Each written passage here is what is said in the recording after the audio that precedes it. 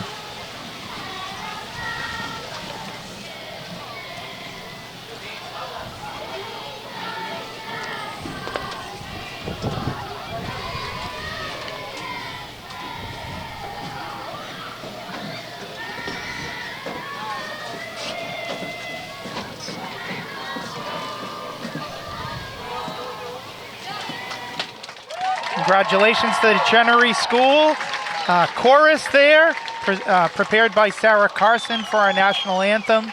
Adam, what do you look forward to in the second game of our doubleheader tonight, Belmont versus Watertown girls varsity?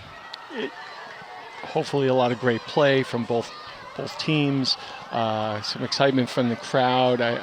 We're really excited. Our girls soccer team are 3-2 heading into this. Watertown does an amazing job, and I love watching halftime when all the little kids come out and play. Beautiful. So I look forward to the whole night. Well, thank you, Adam, for supporting Soccer Night in Belmont. That's clear. Thank you for supporting the broadcast of so many of the Belmont High School varsity contests on Belmont Media. I travel a lot, and I'm able to keep in touch. Was able to prepare for this game by watching some of the broadcasts early this week. So thanks for all you do and everybody that helps you at Belmont High Athletics. Big thank you to you. Big thank you to Jeremy right next to you. We are very thankful for all of the support and showing the games at the high school. So thank you so much. He is Adam Pritchard, Athletic Director here at Belmont High School. Stay tuned for the second game of our doubleheader, Belmont versus Watertown girls varsity soccer.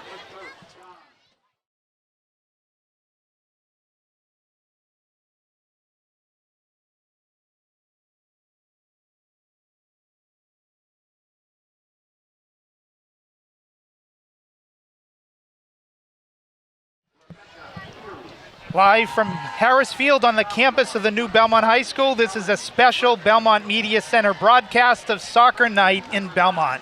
Tonight, the Belmont Marauder girls varsity soccer squad takes on their neighbors, the Watertown Raiders. I'm Scot Landry, joined by Jeremy Meserve and Royce Pang on camera, and Rob Gray here on commentary. We thank you for tuning in. Rob, Coach Jeremy Conge for Belmont in his second year. Last year, his 3 captains were injured in this game. So now he's got pretty much his whole team healthy. Super excited for this game, as we heard in halftime in the previous game. What are you looking forward to game 2? Well, Belmont was happy and Jemmy was happy to get a 4-1 victory despite that last year. They're looking for a repeat, basically. The girls have a 4-1-2 record in the 7 years of Soccer Night. They'd like to make it 5-1-2 tonight. And even though Belmont is healthy, Watertown, the girls varsity team, has been decimated by injuries. They started the season with 16 players on the roster. They haven't been able to finish the last couple of games with a full 11. In fact, they played Burlington on Thursday night. They had 11 players who were able to play, and then one of their players, Julia Biaglotti, broke her collarbone in that game and is out for 4 to 6 weeks. But the coach says this is one of the grittiest, toughest teams he's ever coached. He also coaches boys ice hockey and girls tennis. Well, at least boys ice hockey is something that you would expect folks to be physical and gritty, and he's very proud of this team. So we expect them to compete hard, even though they're a little bit under players right now against the Belmont girls team that is really picking up their offensive execution in the last couple games. And this Watertown team played tough last year and at Soccer Night. I haven't seen them play this year, but Coach John Vlachos told us that only 14 players healthy tonight. Belmont with a full requisite of 25 players available tonight. So we'll see how Jemmy plays it. Belmont's coach, does he run in a lot of subs and try and tire out Watertown, knowing what the numbers are? But let's see what that 11 strong teams start off like and where the game goes from there. Belmont's 25 players, 9 seniors, 9 juniors, 4 sophomores, and 3 freshmen on the team. With a deep roster like that, in Tuesday night's game, they started a freshman goalie. She played great. They have a freshman midfielder who will play, get a lot of playing time, and then they have another midfielder that gets some playing time of the freshmen. So that's pretty impressive. Belmont has a good mix of veteran varsity players and younger varsity players, led by one of their captains, Lena Marinell, in the center. Yes, and of the 11 starters tonight, 4 seniors for Belmont, 5 juniors, 1 sophomore, 1 freshman. So you have to think that Belmont could be a strong team for years to come. Lena does control the action in the middle. Belmont's big scorer, Danica, can really get behind the defense, but she's known as such a big scorer that a lot of teams are shadowing her at all times, and it could be hard for her to get free. So probably other Belmont players are going to have to step up to put the ball in the net tonight. Danica had a great game last year at Soccer Night in Belmont. I can't remember if she scored 2 or 3 or even more goals. She was our player of the match, for sure.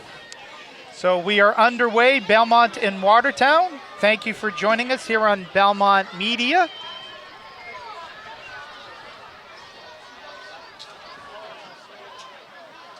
So just up front there, that's Danica Zika, number 16, playing the striker. Lena Marinell also very high up.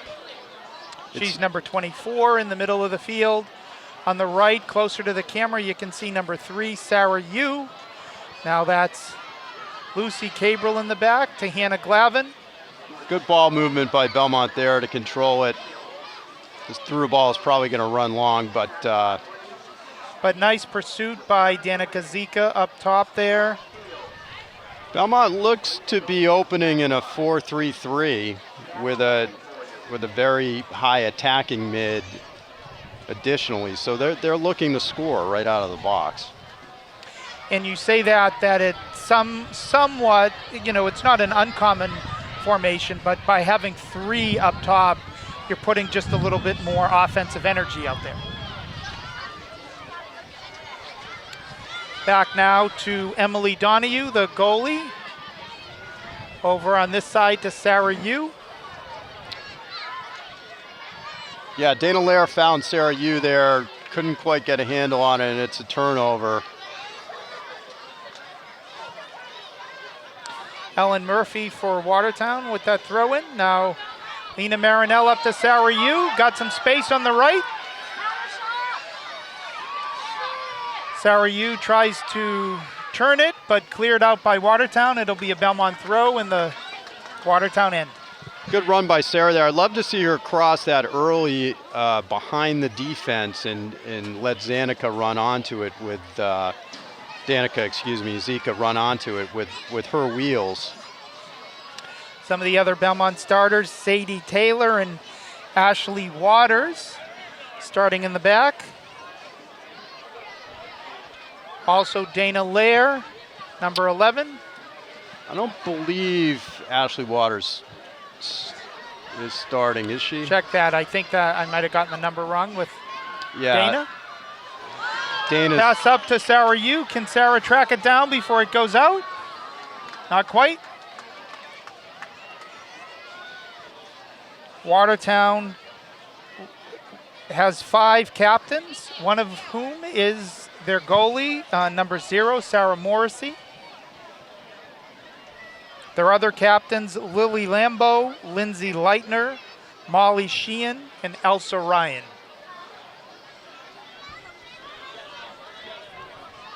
This is Lily Lambeau with the goal kick.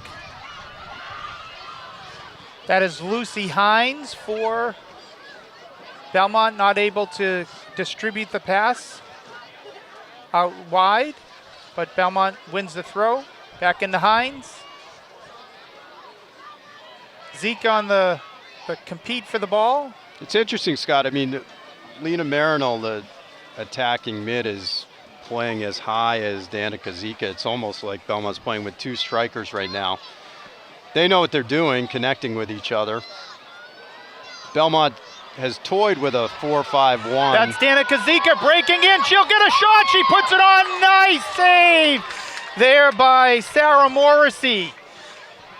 Great save by the goalie. Nice sliding save, took away the shot on the ground.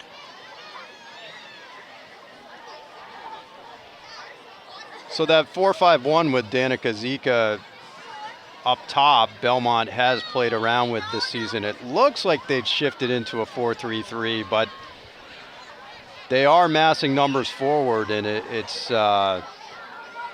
almost like they have two strikers with Marinell up there as she goes out to take the corner kick. Interesting, because Marinell is one of the taller players. I'm surprised she takes the corner kicks. You would want her to be heading the ball. You would in the box, winning that. But yeah, it's the short corner. This play's set up for her to shoot. She instead crosses it to switches Lair. To Dana Lair, and it looks like Danica Zika was able to keep it in, but they called her offsides. I mean, that's a good read by the Watertown defense there. They've seen this play before from Belmont last year. They sniffed it out and made sure that Marinell couldn't get a shot off there from the corner of the 18. One player we haven't mentioned yet who's also starting for Belmont is a freshman playing in the midfield, Madhavi Ramadas, who just had that ball, number 21. Was watching the Belmont media broadcast the other night on Tuesday, and I was surprised at how much a freshman was playing in the central midfield for Belmont with as deep of a roster, and she was very impressive as a freshman. So looking forward to seeing her play tonight. Yeah, it looks like her role is to sit back, play that defensive holding mid position, win loose balls, be first in to defend and hold up any Watertown attack. I was impressed with her passing in tight space. I know Good header she's there playing by Lucy Hines. that holding or more defensive mid position, but certainly looked like she had quite a bit of offensive talent. Good fight there by Lucy Hines. Now ball won by Sarah Yu, distributes out to Ramadas, now up to Lucy Hines. Lucy hits it through to Danica, or no, sorry, Santos.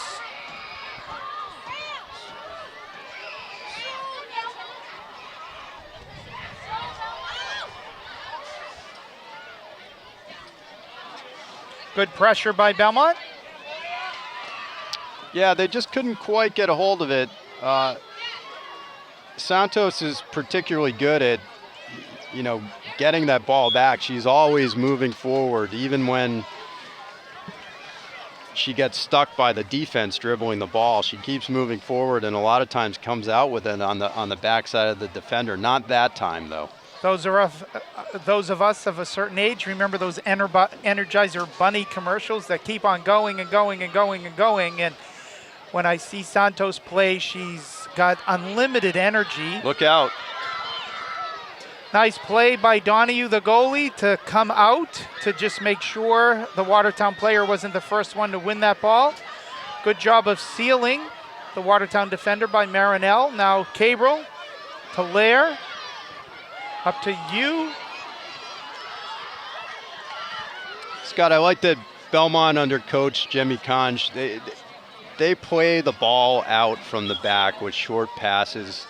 They're not just kicking it long over the half trying to find Danica or Lena going through. They do try and build out of the back. Sometimes a pass goes awry, but it's really the right way to play, and they do have the foot skills to do it. Dana Lair in to Zika, to Lucy Hines. Lucy's done a nice job of turns. Lucy plays with a knee brace on there. Good to see that it hasn't inhibited her turns. In the middle of the field like that, you're always receiving the ball and turning. Now this looks like Anna Santos up to Zika, to Lena Marinell. Good back to Dana Lair, takes the shot. And Watertown, Sarah Morrissey there for the save. Yeah, good defending across the middle there by Molly Sheehan for Watertown, denying Marinell the opportunity to shoot from the top of the arc, which is a shot that she likes. Now Anna Santos on the left. Going out on the far side next to all the international flags representing the nationalities and the backgrounds of all the players on the boys and girls varsity soccer teams for Watertown and Belmont this year.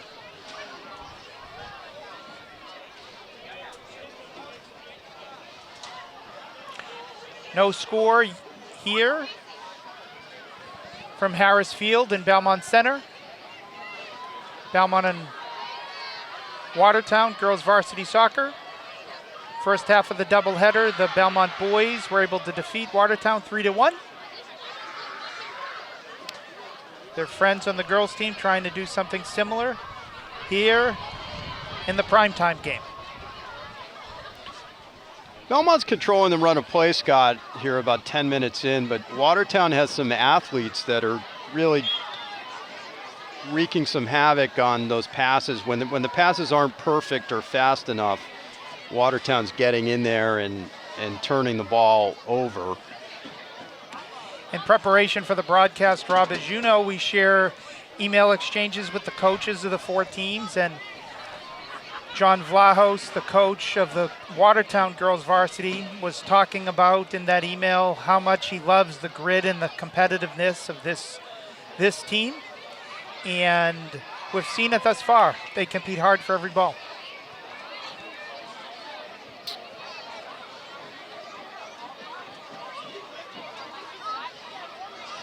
Sarah Yu now trying to turn the ball around Ellen Murphy. Good battle there.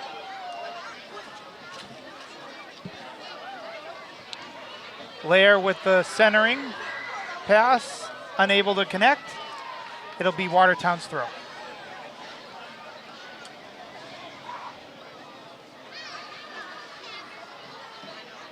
We should mention Belmont's captains are the 2 seniors, Hannah Glavin and Lena Marino, and the junior Anna Santos, all starting this match.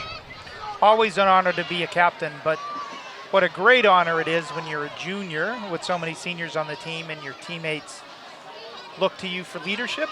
And that's Santos Anna now. Santos, yep. Good luck. Good ball win by Zika. Way to control the ball, looking back for one of her teammates, but Watertown was anticipating it.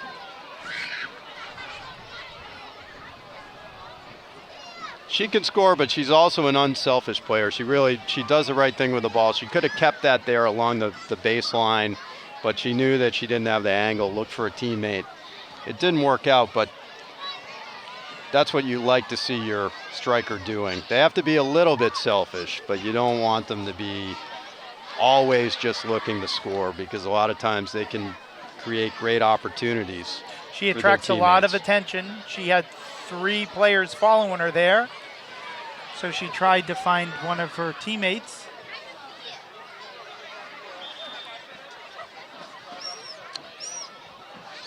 Substitution for Watertown here. There won't be many substitutions because they're short players, but that's number 6, Evelyn Follett, coming into the midfield position, taking out Emma McComber.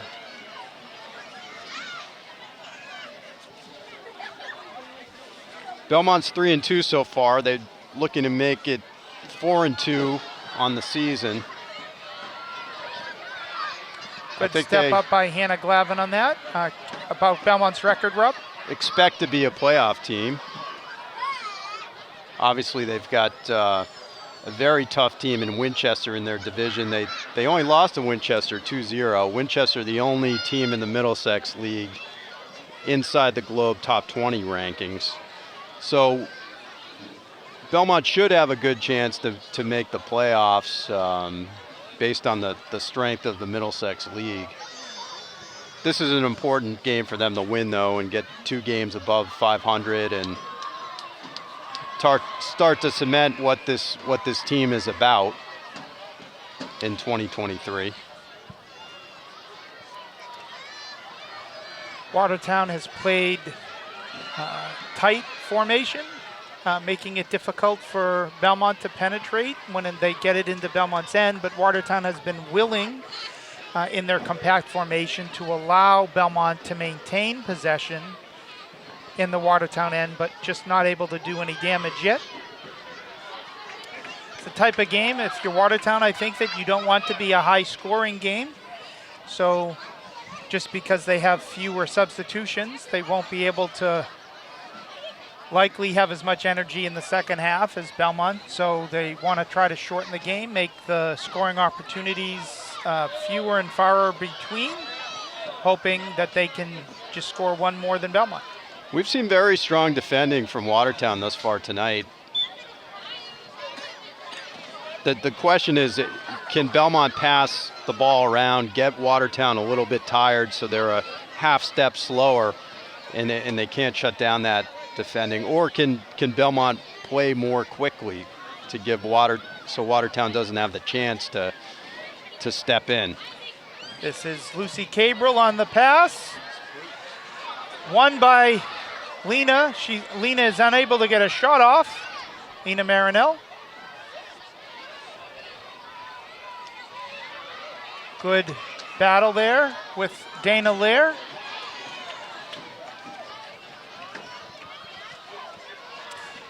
Difficult for either team right now to put many passes together.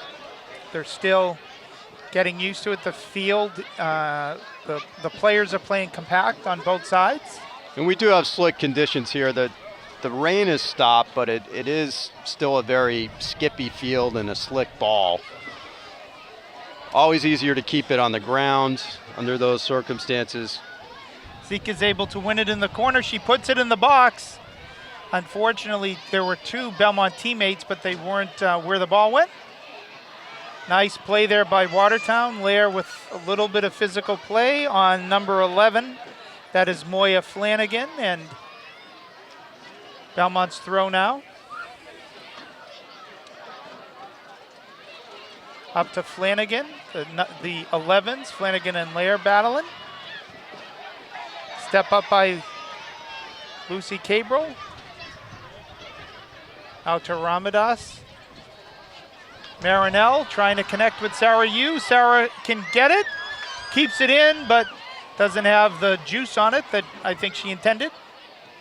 And Watertown content to clear it out. Won by Belmont's Dana Lair. Up to Sarah Yu once again. Who's going to try to get a little bit more on it now. Well defended by Watertown and out past the end line. It'll be a corner kick for the Belmont Marauders. So different look here from the other side. You don't see Marinell taking the kick. It's Sarah Yu who's going to take it. So we'll see if this is one of Coach Kanji's plays or they're just going to kick it across. And now it looks like we have an injury. Yep. The trainer is out on the field. Watertown player looks okay. She was grabbing her stomach a little bit. I wonder if she got hit in the stomach and lost her breath, but she's coming out. Coming in, number 3, returns to the game. I think we're going to see a play here, McComber. Scott. I think we're going to see a dummy play for an outside shot. Into the box. Belmont's able to win it. Lucy Hines, can she get her shot on? She does, but it goes straight to Watertown's goalie, Sarah Morrissey, for another save. Keeps the game scoreless. I was wrong. It wasn't the play I thought it was going to be, but that looks like it might be a new play Belmont with a short kick to They were able to get a pretty clean shot. Nice shot on goal. Watertown doing a nice job keeping this scoreless. I would guess that the play's been 80-85% down in the Watertown end. Belmont's goalie has touched the ball twice by my unofficial count. Yeah, this is where about 20 minutes into this game, we're going to see if Watertown is losing its legs a little bit. I mean, Belmont has not made any substitutions, but it's always more tiring to chase in soccer than to control the ball, and Belmont has controlled the ball much better thus far. I'd like to see them keep it down more in these wet conditions than they have, with less bouncy balls, less high balls. Maybe a little more one touch. Good step by Ramadas there to Hines. Back to Ramadas. Ramadas gets it again. I think Ramadas could get forward a little bit more. Belmont's got plenty of players back, and Watertown does not have a lot of players up top in terms of numbers. But interestingly, at least compared to the game Tuesday, that they have Lena Marinell, one of their best players for Belmont, playing much higher up, almost like a striker.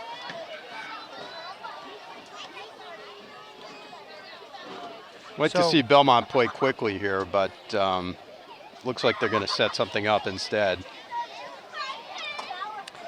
Lucy Cabro looking back at Coach Jemmy Kanj for whether he wanted a specific player or not.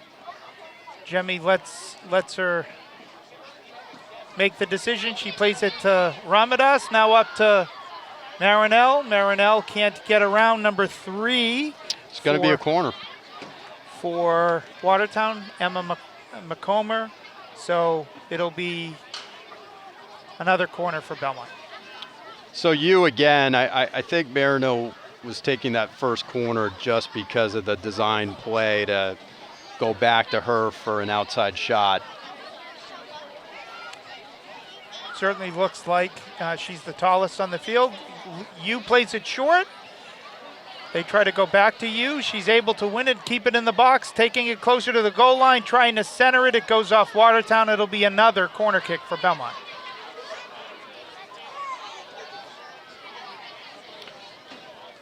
That play can work. It just wasn't fast enough in terms of the execution. And Watertown, I think, knew what it was coming, so they played it well. Sarah Yu.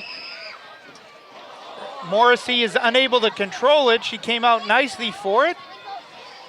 Still alive in the box. Watertown clears it. One in the air by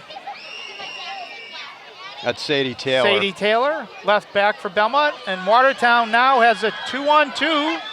Good effort back by Ramadas to make it more competitive. Now headed over. I thought that was offsides, and so did the referee, calling Danica Zika offsides. Yep. A step. Danica last year at soccer night got behind the defense so many times, leading to multiple goals on her end. We have a timeout here at Harris Field. If you didn't join us in the first broadcast, maybe you're new to Massachusetts high school soccer. Each team can call one timeout per half to reset strategy, to allow their players a little bit of a break. And we're a little bit more than halfway through the first half. No score. How would you sum up the play thus far, Rob? Belmont's controlling the action. All of the play primarily has been in Watertown's half of the field, but Belmont's just not crisp enough. They're not getting enough shots on goal. They're not turning that possession into shots on goal. They've had a few chances. I just think they need better execution and to play faster. And if you're Watertown, just given the number of players that you have and what you're trying to do, you want to keep this low scoring and close. They're achieving their goal. If I'm Watertown, I wouldn't want it to be down in my end as much, but they're keeping it pretty much between the 15-yard line on the football field and about the 45, and you can live with that. You're not giving up too many high-quality shots yet. And if you want to conserve energy a little bit, you probably want to win the game in the second half, and I'm not sure if you're Watertown if you'd be disappointed if the first half ends 0-0. I think Watertown's pretty happy right now. And you know, we don't want to see a 0-0 game. We'd like to see some goals in action more goals, for the fans. But I think Watertown wouldn't be unhappy with a 0-0 result given the injuries that have happened to their team and the lack of personnel that they have here tonight in terms of numbers. We'll see if Coach Kanj gets some more players in here for Belmont. You know, with fresh legs at the end of the half to try and run down the Watertown, deplete Watertown's stamina a little bit. Belmont has all of tonight's starters still in the game. This is Sarah Yu. Sarah is just able to keep it in, or I guess not. Referee right on the line said that the ball fully went out.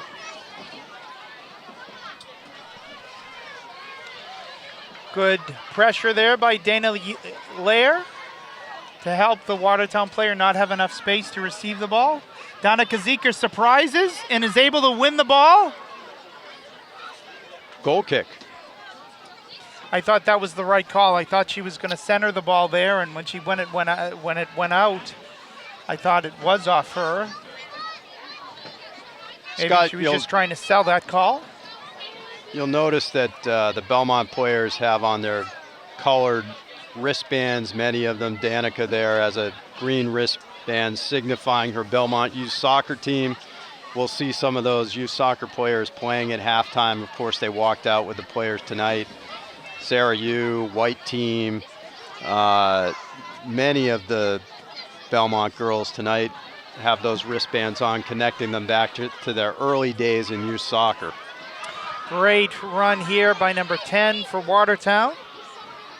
That is Elsa Ryan, their midfield captain. Unable to turn it into a shot yet. Getting back to what you were saying, Rob, you would think that all the young players at halftime, this is their first time playing soccer in front of people late at night. Maybe some of them play club soccer and have some evening practices, the older of those kids, the 3rd and 4th graders, but not in town like this with their neighbors watching. And not under the lights. On TV with 1,000 or so fans out here. This is the big field and the big kids. And we can only assume billions on TV.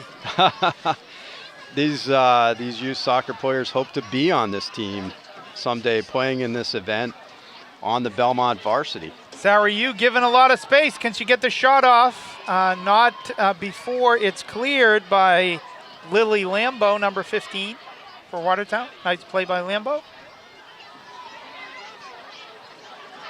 Sarah Yu's had a lot of space. She's done a good job maneuvering it. Danica Zika with the turn. Now, that was Santos. That was Santos. Now to Zika. Zika with the shot. It goes off. The Watertown defender straight to Sarah Morrissey. I'd like to see the Belmont player, Scott, take some of the space more on the dribble. I think they're maybe passing too soon, and it's allowing Watertown to shut down some of their attack. Watertown doing a great job at really going to the ball. Belmont, I think, maybe waiting a little too much to receive the ball. They need to go to it more. 3 of Watertown's captains are backs, defenders. You would think between that and the captain, the goalie, that the strength of their team is their defense. We're going to see the first substitutions of the game for Belmont. Coming in, number 13 is Lily Hovsepian. Number 14 is Elsa Kimberly. Number 1 is not Emily Donahue. She's also number 1. This is... We'll get that to you. It is Nora Goulding. Welcome to Nora. And also number 17, Ashley Waters. They're at the tee, ready to check in at the next break in action.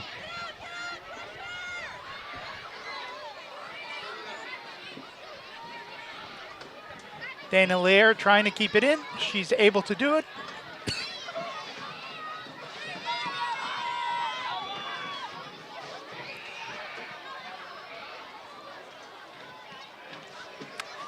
Now we'll see the 4 subs for Belmont. Nope, not yet.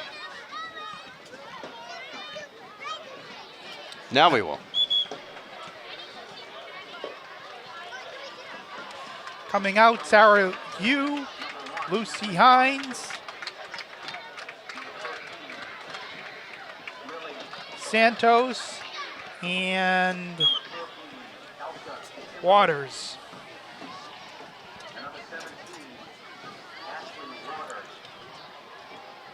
Now Dana Lair tries to advance the ball. Teammates not that far up the field yet. Lily Hosepian, a very aggressive player, up the right side on the outside. You saw her try and run down and steal a ball inside the box there. Dangerous here. I'm not sure she knew that the Watertown player was right on her back. Yeah, she needs her teammates to let her know there. Maybe they did. We can't tell with tonight's big crowd. But dangerous. Good thing for Belmont and for Emily Donahue. It is not a night to remember for a play where she didn't know somebody was right next to her. yeah, tough play. Excellent play by Ramadas, coming from nowhere from her holding defensive position. Nice shot there and saved by Watertown, Sarah Morrissey. I think that was Nora Goulding on the Right. shot.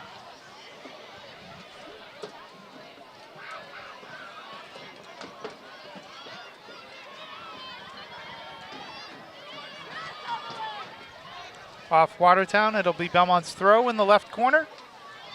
I'd like to see Belmont take a little more risk here, Scott, and get some more numbers forward. They're playing a pretty flat four in the back, and the outside backs aren't really getting forward to help their numbers on offense. Lena Marinell is down on the 40-yard line. I think she's grabbing her knee. Hopefully she's okay. Lena has had a few injuries the last couple of seasons. Just a lot of time. Calling for the trainer. Coach Jemmy Kanj coming out. Saw the play. Like without the benefit of replay, you can't look back on it, but it just seemed like a normal soccer play. I couldn't tell whether it was contact or not. It certainly has been a well-fought game, well-played game. Not in any way a dirty game or a physical game. Yeah, I'm impressed by Watertown and how they defend the, if you looked at field position and possession, you'd say Belmont should be winning this game, but they're not winning the game. They haven't been able to create shots on goal or really dangerous shots on goal. There have been a few.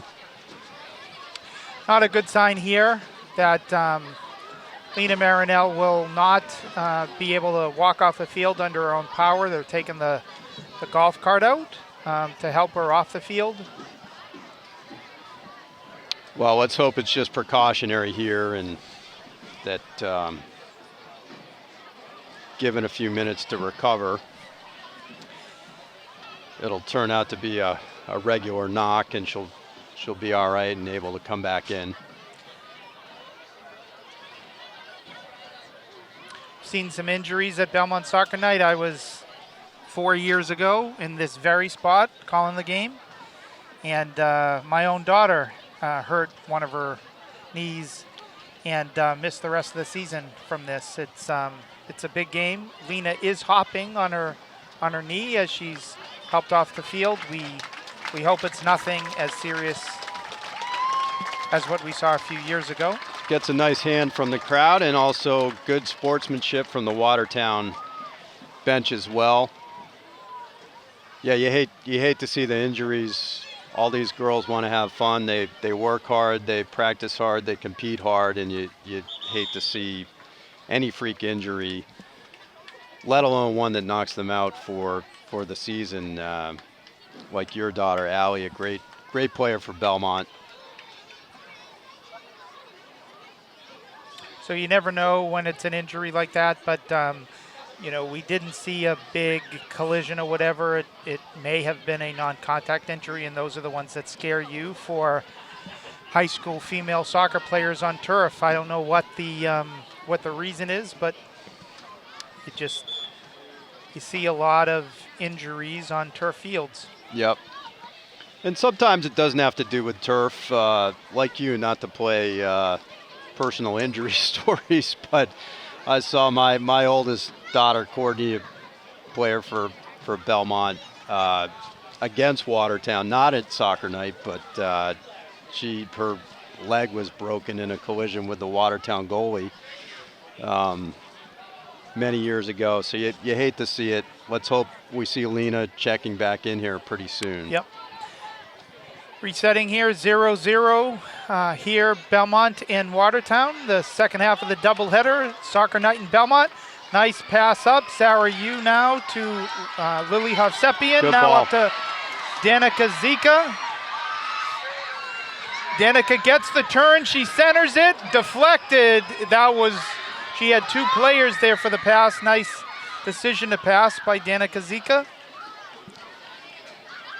Now Ramadas in the middle of the field, spins, gives it to Elsa.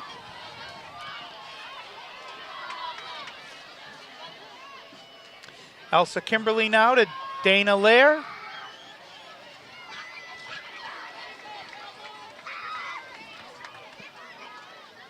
Yeah, Lily Lambeau for Watertown is in the back doing a nice job facing up against and pestering Danica Zika. Danica did the right thing, tried to find a teammate there. I just don't think enough Belmont players are getting forward to receive the ball. Sarah Hughes checked in that attacking mid for Lena Marinol. She's got some speed in the middle. Let's see if she can slip through. She's probably had as much possession as any Belmont player in this game. Most of it has been along the right side for Belmont, but now playing a new position.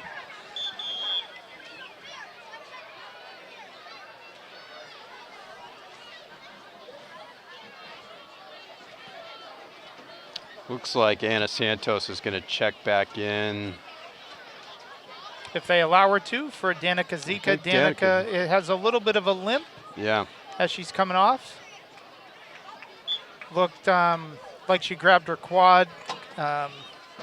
Could be that provisional Charlie horse, if they still call those sorts of things Charlie horses. Nora Golding on the reception there. Wasn't able to win it clearly. And then they called a foul on her on Watertown. So Watertown has the free kick from about 3 yards into their side of the field. Belmont has a very high line here. Interesting. This sets up a sprint, most likely. Who's the fastest player on the field? We will soon see. Kicks it over the top, and it is a sprint. And Dana Lair, the track star for Belmont, is the one that wins the ball. I think Coach Jemmy will take that if it's going to be a foot race, that it'll be Dana Lair running for him. You better be sure your players are faster, though, with that high line. They were. That was time. extremely high.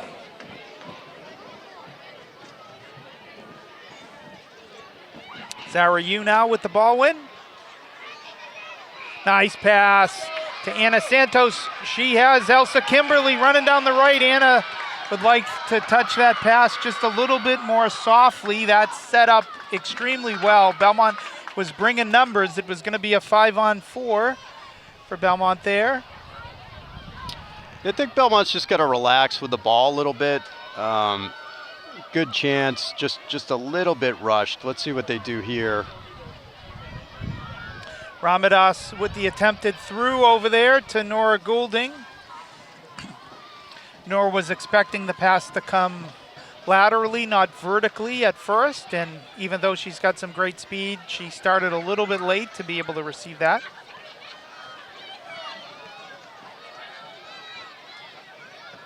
Hannah Glavin on the head, one of the captains of the team this year.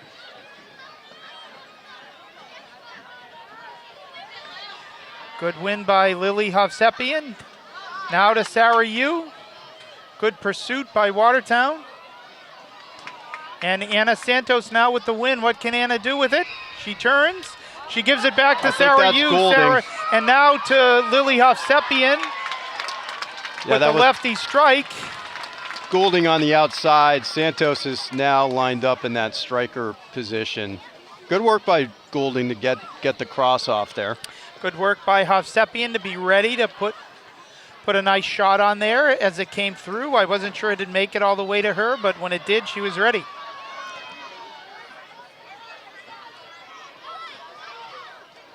Oh, chance here.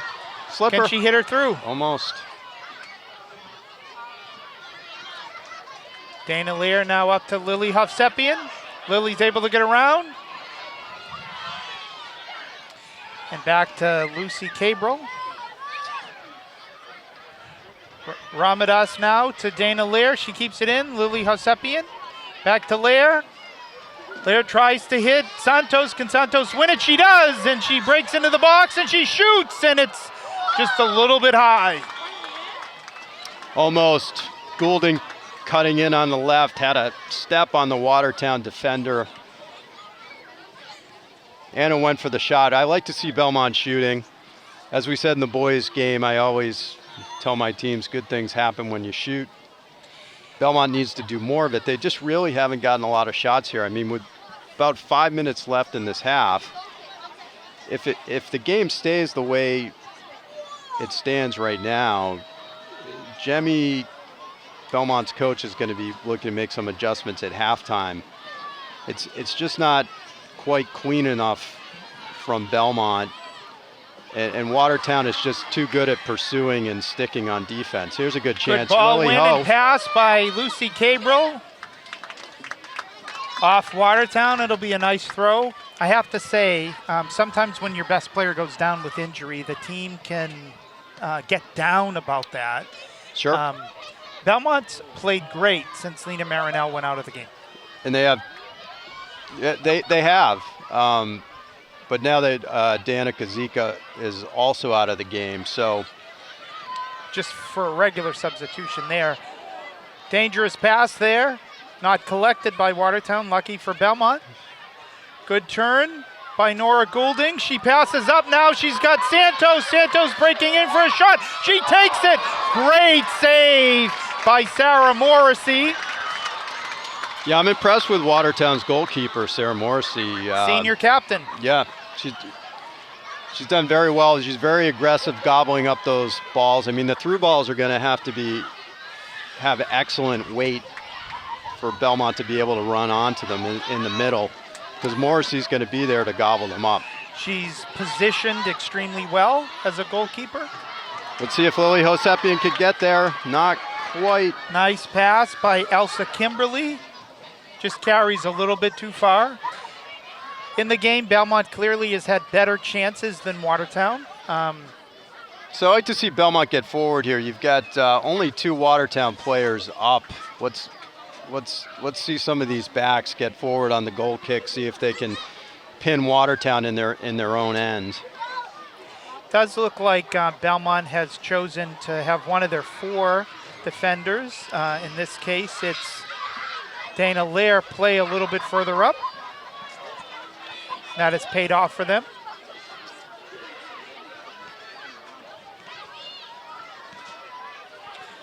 Throw in by Lauren Murphy. Well competed there by Elsa Kimberly. Yeah. Good Here's win by Anna Santos. Anna passes it through. Can she get Nora Goulding? Physical there. And Morrissey again in the right place at the right time, keeping the game scoreless. Good chance.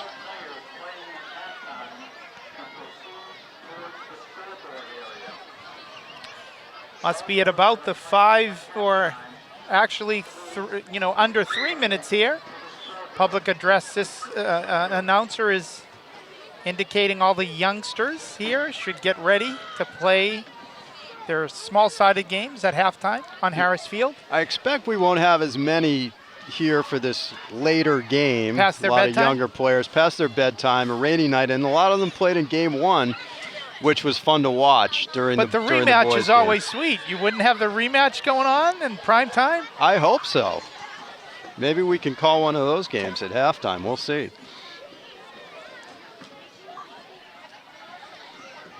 Let's see if Belmont can press, at least get another offensive opportunity in the last 2 minutes here.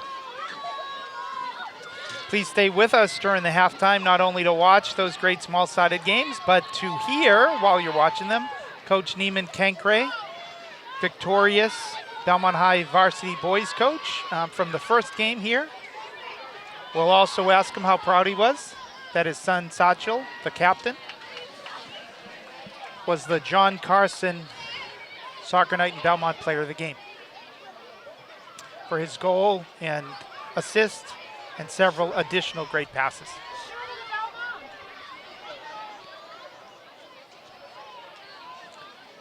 The game ends like this for this game, Rob. It would be difficult to necessarily pick who's the player of the game, but I think two possibilities could be Sarah Morrissey from Watertown. She's kept them in the game.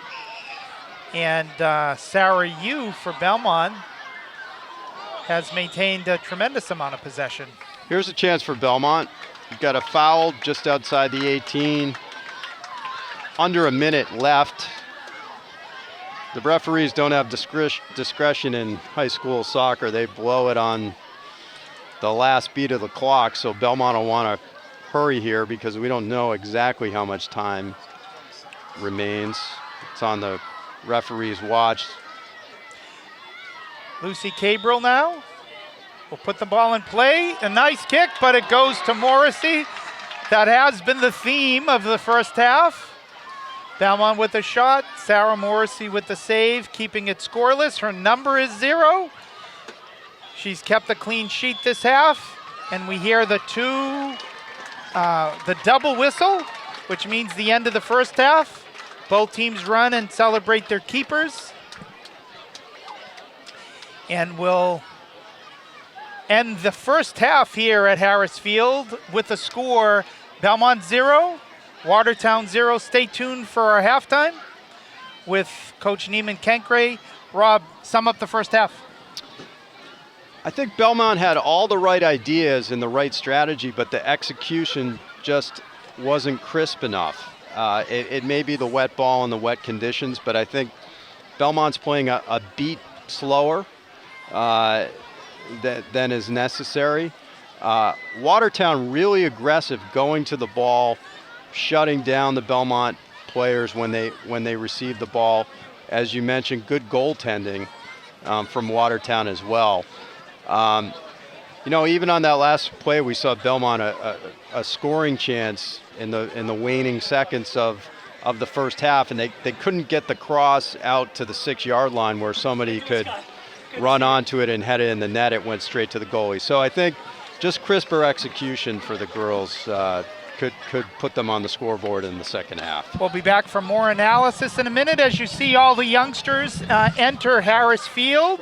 Thank you very much. And this will be the exciting halftime small-sided play, and we're going to be joined by the victorious coach of the Belmont boys varsity team, Neiman Kenkre. Neiman, congratulations, great game by your team. Thank you very much. I'm delighted to be here, and what a moment, what a night. I don't think I'm overstating it when I say this is like a life highlight. Really great competitive game. Your guys played really well offensively. Some of the highlights for me were some of the beautiful passes that your son Satchel made. One of them resulting in Daniel Liu's second goal. So talk about Satchel's passing, his vision. We were able to see it on display. There was one pass he hit from about 40 yards out where he hit Owen Filler. It was just amazing to watch that sort of vision, which said two things. One about Satchel, that he knew where his teammates were. Secondly, it said that your teammates expected him to hit your team expected him to hit that pass. Yeah, thank you, Scott. And it's really hard for me to not blur the lines in this moment between coach and parent. I'm so proud of Satchel. He also scored that wonder goal Beautiful as well. Goal. He's really developed into such a great player, such a great kid, and our journey together as parent and son has. I coached him in second soccer and even before that, taking him out to the field and kicking around with him. And then, in club at NEFC with your son, Nico, and all the way through. And now we're back and this is it. This is the last time. And for him to really have emerged into like such a star player and a leader of this team, and for it all to culminate on such a magical performance tonight by the team and by him, it fills me with pride and joy. So when you look at it differently than we look at it behind the camera here, but when you see how your team played, what really worked well tonight? Well, we always talk about speed of play, speed of ball circulation. Frank Katcha at Watertown always has his team playing hard and playing well and defending well, and they obviously held us to 0-0 and won in a shootout last year. That was a tough moment for us, and we wanted to get revenge. So I think the biggest thing that on offense that we talk about is moving the ball quickly. On 1 and 2 touch, switching the field, coming up the right side, switching to the left quickly, finding the half spaces in between defenses, and I thought we did an excellent job of that. And on the defensive side, this year, which was something I haven't done before, I think we have the team to do it this year, we're playing a very aggressive, swashbuckling, pressing style where we abandon our man on defense and attack the ball in numbers and just hit secondary gaps and primary gaps and just try to win the ball back as quickly as we can. So it leads to very entertaining soccer, I hope. I think that's what it looks very like. Exciting. Sure. And it's a fun way to play. It requires a lot of fitness and it requires a lot of cohesion within the team. And I think we did a great job of that tonight. Obviously, it helped to get that super early goal and settle the nerves. Within 15 seconds. Yeah. And Daniel Liu is a special striker. He's going to score a lot of goals. He already has scored, I think, 3 this season. And he's someone that's always playing on the back of the last man, always pouncing on a mistake. He's got tremendous quickness. He was our second leading scorer after Satchel last year as a sophomore. And this year he's quicker, he's more dynamic, he's just brimming with confidence. Every time the ball's anywhere near him, he thinks he's going to score. And so it was great to get him off the mark. And get the players kind of, the crowd was fantastic. We were really revved up after that. Got that second goal, and for a minute there, it looked like we were going to blow the game open. It was close. You had a great opportunity to go up 3-0. It didn't work out, and then Watertown comes back a couple minutes later and scores a nice goal by Borges. Yeah. Your goalie, Thomas Borkowski, was playing pretty aggressively out. And Borges just hit a ball that no goalie, I think it would have surprised any goalie. No, that was just a fantastic strike, and you got to give credit where credit was due. A little bit of a defensive mishap there for us to give the ball up in that area, but credit to him. I don't know if he's left-footed, but that was a left-footed volley with topspin that was just a spectacular goal. Great dip on it. No, it was really good. Thomas is a fantastic goalkeeper. I would put him up against anybody in Massachusetts, and he's been. He's only a junior. He's been our varsity since a freshman. He was our backup as a freshman and then starter last year. And we feel great with him back there. And that goal certainly wasn't his fault. It was, he was playing out and narrowing the angle, and the guy just had a wonder strike. And credit to Watertown, they gained confidence from that, and they started gaining a foothold in the game. And they really, the early dominance that we had was no longer. It didn't feel very secure. But also credit to our guys. They stayed strong. They continued to stay to our principles of passing the ball, keeping the ball, playing possession, balancing possession with penetration. And it was a really good competitive second half. And it was great to get that third goal that kind of, made it somewhat safe. Yes. And what Rob and I were talking about early in the first half, it seemed like so many of your offensive attacks were on the left side, utilizing Owen Filler, who was running up and down from that wingback position. And then it started to open up in the midfield with you, and Satchel and Patrick Tang and several others, Nicola, were able to take the ball and penetrate 15, 20 yards with it, because I think Watertown was shading on the left. And that led to the second goal, a beautiful pass from Satchel to Daniel Liu, who had a nice reception of the ball, and then he did what good strikers do. He put it in the back of the net. Talk about that play and how it materialized, and how that is something. Is that just instinct between Satchel and Daniel, or is that something you're practicing all the time? Yeah, so Satchel and Daniel are really developing a fantastic partnership, a fantastic understanding. Last year Satchel had to carry the burden of being our goal scorer, and he scored a lot of goals for us.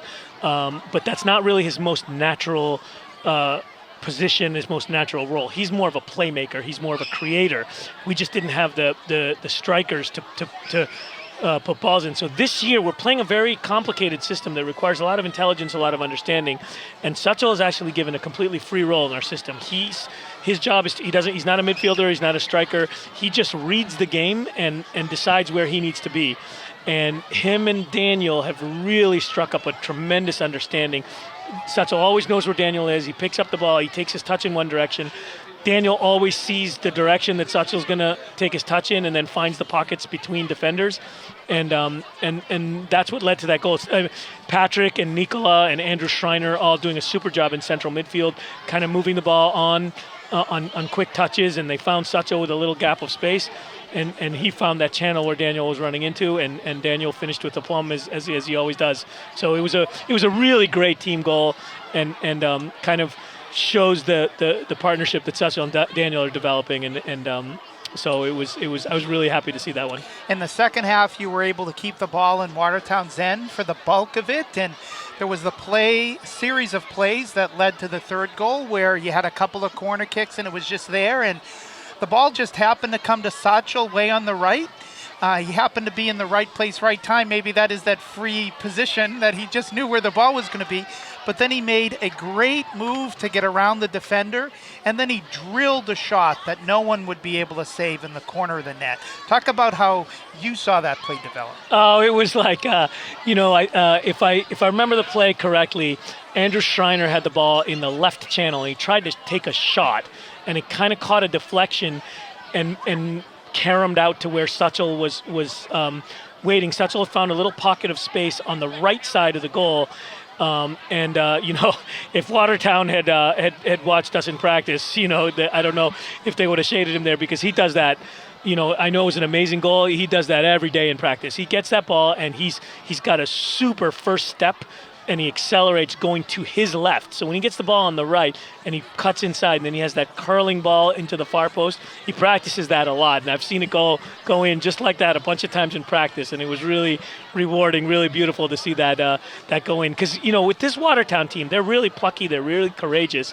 And even though we had the bulk of the possession, bulk of the game, it never felt comfortable at 2-1 until Satchel scored that goal. And it was really cool for me as a coach, but also as a parent, to see the specific kind of goal that he practices all the time go in, and it was a really proud moment.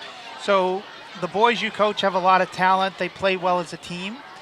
But what might take them as far as they're meant to go this year is their chemistry, the way that they really connect as a group of individuals. Talk about this group of boys, how long that they've known each other, how much that they really care for each other. Everybody can say that. These boys, I know many of them myself, they really care for each other. Talk about what that's like for them, and then for you as a coach to just see the way that they interact. Yeah. Well, Scott, I know you coached these boys in town when they were at fourth and grade, and I know some of these guys, including Satchel, left to play only club, but you continue to coach them. So I know that it must be really rewarding for you as it is for me. Because my son Satchel is a senior, just through his friendships, I've known many of these boys since they were 5, 6 years old. And they're all so close. They all love each other. They have such a tremendous chemistry. Not only the seniors, but they take care of the underclassmen. There's a real camaraderie with this group. They're always, they spend time together. They study together. They go out together. The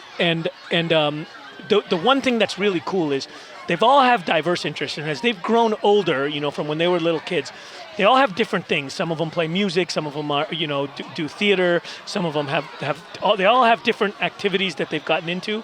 The one thing that has always bound them is soccer.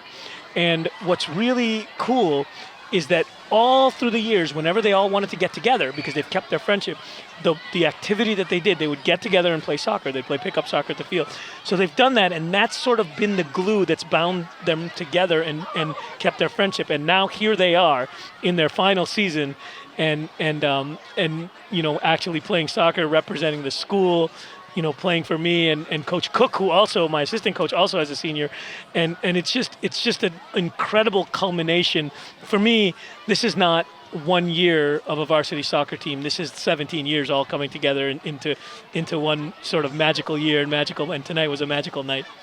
And this team has a high ceiling. The you need some bounces, you need some lucks, but how, you don't want to overhype a team, but this team has a potential to make a deep run in the Massachusetts playoffs. It absolutely so. With all due respect to my previous teams that have been very good, this team has a little extra to it. We're really dynamic going forward. We've got a lot of returning starters in the attacking position, both left and right wing backs. Obviously, a game-changing player in Suchel. Daniel looks like a striker that's kind of exploded. The question with this team was the back line. Our back three is all new starters. Two of them weren't even on the varsity last year. I'm sorry, one of them wasn't on the varsity. One of them hardly played. And they're all new starters, but they're all seniors. They're all friends. They're really thinking of themselves as a unit, and they're all playing well as well. And so as a result, it seems like everything is kind of clicking together, and it's on me now to make it into one great team. But I think the sky's the limit for these guys. I think, we get ourselves playing as well as we can, and I think we can play with or better than anyone in Massachusetts. We encourage everybody viewing us and listening to this broadcast on recording, come down and watch this Belmont varsity boys soccer team in person this year. You'll thank us later. Coach Neiman Cankry, thanks for all you're doing with these boys. Congratulations on a great win earlier tonight. Congratulations on being the dad of somebody we're all proud of in town, the player and the young man that Satchel has become. Thank you so much, Scott. That's the best compliment you could have given me. I know you want to get back to this game here. I really appreciate it. I appreciate our friendship over the years, and thank you very much. It's a special night. Me too. Thank you, Neiman Cankry. We're getting ready here for the second half. Belmont and Watertown, scoreless tie after the first half. We'll see if one of these teams can break it open here. Thank you. Good job tonight. Thanks very much.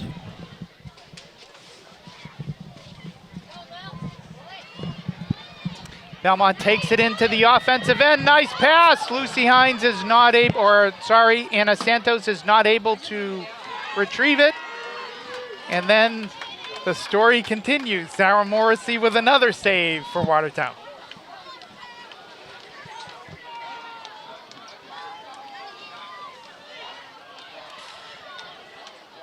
For me, the first half, Rob, Belmont, way more scoring opportunities than Watertown. Watertown played it tight.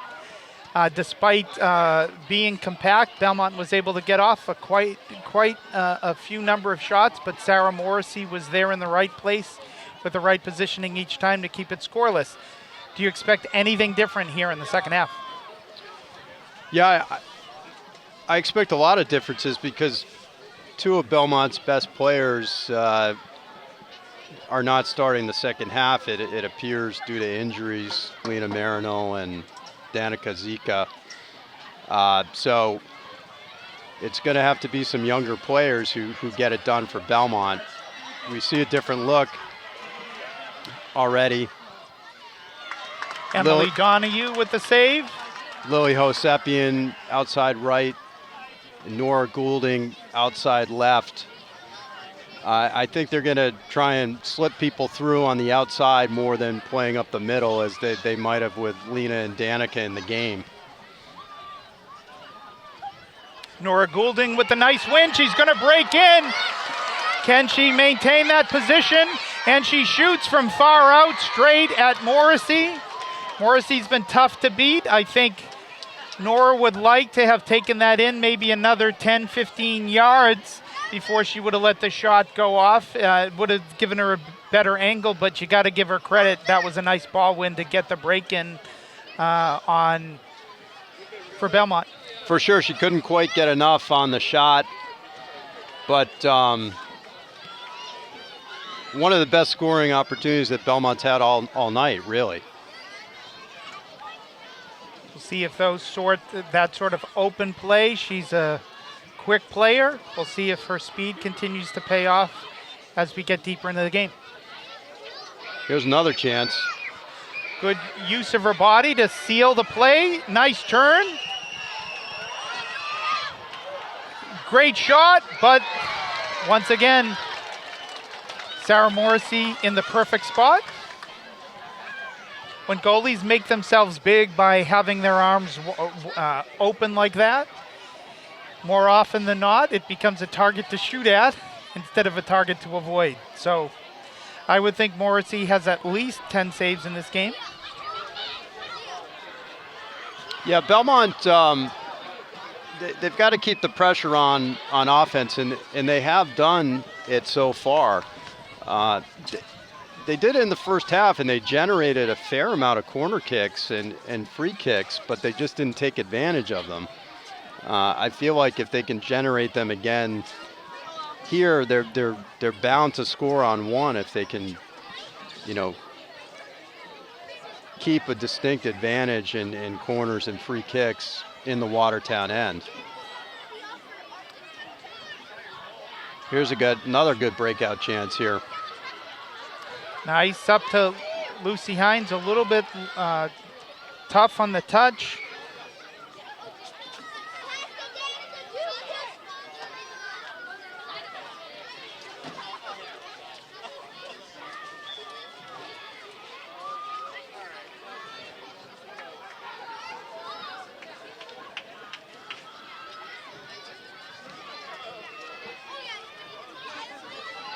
I was down on the field, some good action from the little kids at halftime. Any smack talking down there during halftime, Rob? No, just a lot of playing and a lot of goals and a lot of good news for the future of Belmont High School soccer. Saw some good talent down there at the 5- and 6-year-old level. Game really opening up now for both teams. A little bit more space as we get in the second half. Lucy Hines with the pass up to Anna Santos. Anna tries to send in Lily Hovsepian. Can Lily keep it in? Not quite. Good idea, though. Yeah, Belmont's generating quite a few breakouts here in the Watertown half. I think they're just going to have to relax and, get a strong finish on the ball. Be patient enough to get the strongest shot. They're going to need a strong shot to beat this goalkeeper, it seems like. Certainly to aim for the corners. Anything close to the middle part of the goal she has. So this is Ramadas, who's played a very strong game. Up now to Nora Goulding. And Nora not able to keep that in. Yeah, good ball from Hines, just a little strong on the weighting, and it runs over the end line, but I like what I'm seeing so far. It's all in the Watertown end. It's on all sides of the field, which I'm noticing. Making some good runs.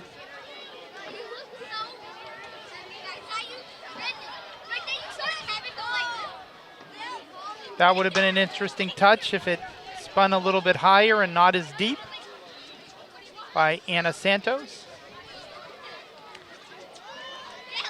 You would say likely coming into this game that the three biggest threats to score for Belmont were Donna Kazika, Lena Marinell, and Ana Santos. And Ana's the only one that's now in the game of those three, so you would think Belmont would have a more difficult time scoring, but the field has just opened up. They're passing a little bit more quickly. And I'd add Nora Goulding. She's, I think, has a few goals this year. We've just seen her have a few chances here early in the second half. Yep, you would think that they will need some strong offensive play by Nora Goulding if Belmont is to pull this out. Looks like a corner. All right. That's what we're looking for. A little bit of a confusing play. I wasn't sure because neither player competed to keep that ball in, so I think that they both might have thought it was off the other team. I mean, Belmont's got to have the killer instinct here. This is going to be one of your best chances to score. This is Sarah Yu on the corner. Puts it up. Oh, and Morrissey. followed by the goal. There we go. It's in the back of the Morrissey net. drops it. We have no idea who scored that. By the celebrations, I think it might be Lucy Hines. We'll try to get confirmed. She's the one that's gotten mobbed. Yeah, it's a good kick. Dangerous into the near post, and it just glanced off the goalkeeper's glove. And looks like out to Hines, and she drilled it into the back of the net. She was ready. Often you see a goalie going out to receive it. You take for granted, particularly after the game that Morrissey has had, that she's got that ball, start running back and playing defense. And Lucy Hines, if it indeed was Lucy Hines, was there on the first bounce, I think, to drill it in the back of the net to put Belmont up 1-0. Well, nice, whether she scored or not, nice to see Lucy out there competing. She tore her ACL, I believe, last season, and is already back. You can see the knee brace on her out there, number 25, but she started tonight, and she's back contributing to the team, which is great so soon after a major injury like that. Here's a through ball. Can Lily Hosepi get onto it? No, the goalkeeper's nice play out. by Morrissey. Smart play. Good look, though. Nice ball through. Not a bad chance. Why don't we see, Rob, if we can get a confirm on who scored that goal? I'm sure we have official people wanting to know if they're watching. Family members of the Belmont players. Was it Lucy Hines or somebody else who scored that goal?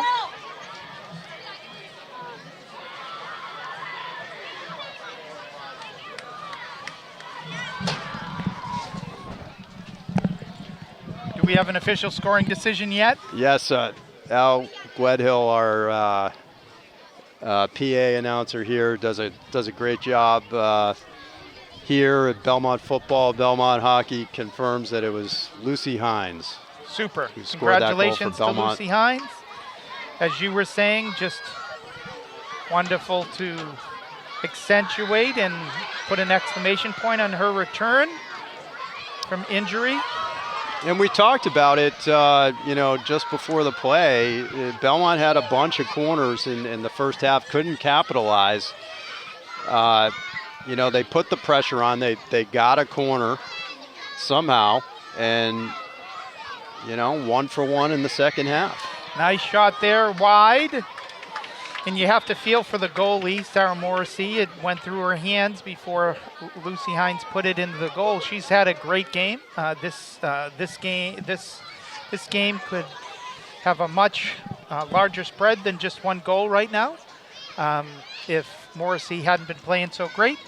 But even very strong goalies occasionally have something they'd want back, which is, I'm sure, what she would want. So the result is Belmont 1, Watertown 0 here in the second of two games here at Soccer Night in Belmont, the 2023 version, the 8th Soccer Night in Belmont. Wet ball, very slick as well. So that's a tough play for a goalie on a night like tonight. Here's another chance. Santos has it. And she takes the shot, and she just misses. Coach Jemmy was ready to run down the field, and he has to hold his head saying, I thought it was in. So did we, Coach.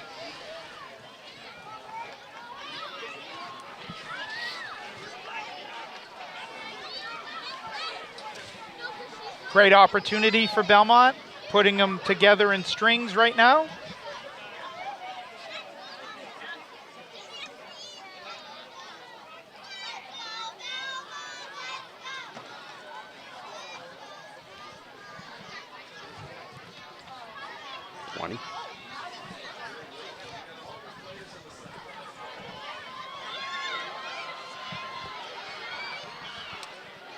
Up to Anna Santos.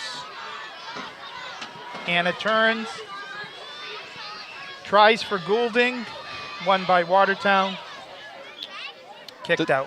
This younger offensive squad that for Belmont that went in at the end of the second half due to the two injuries is really putting a lot of pressure on the Watertown defense. They're tremendously well spaced, and they're making quick decisions, moving it.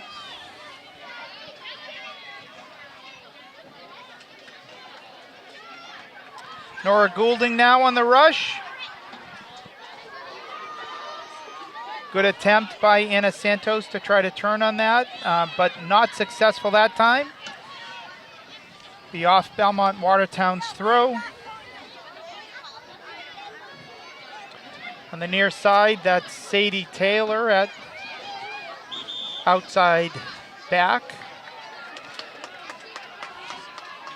Referee calling a illegal throw against Watertown, so it'll be Belmont's throw in. Here's Taylor now to Ramadas. Good ball to Dana Lair, good step. Dana tries to hit the through ball, and Sarah Yu thought the pass was going to somebody else, so she made a late break, not able to get to it before Morrissey. Morrissey's kick now for Watertown. Favorable bounce for Watertown. And off Belmont. So Watertown throws it in quickly.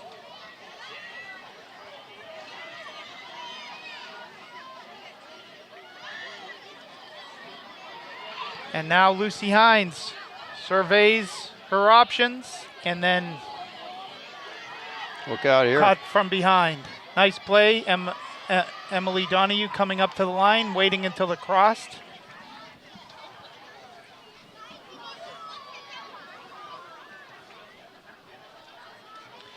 Anna Santos able to keep it in. Nice play.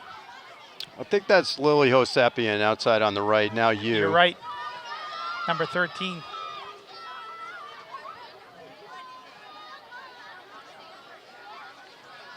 Watertown throw on the far side. Watertown tries to come out, but these Belmont forwards and attacking middies are just keep punching it back into the Watertown end pretty effectively. Watertown competing hard.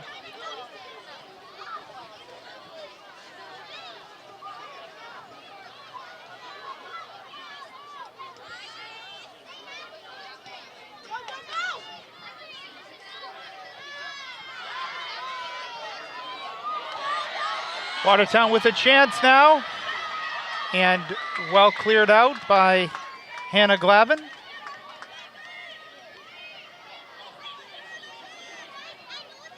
Nice play by Ramadas. And into Emily Donahue, who lets it go past the end line. Substitutions for Belmont now. Elsa Kimberly coming into the midfield, taking out Lucy Hines. Lucy with the lone goal in the game tonight, thus far.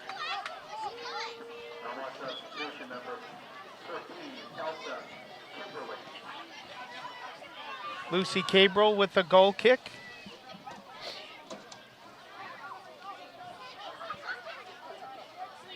A lot of space in the middle of the field here.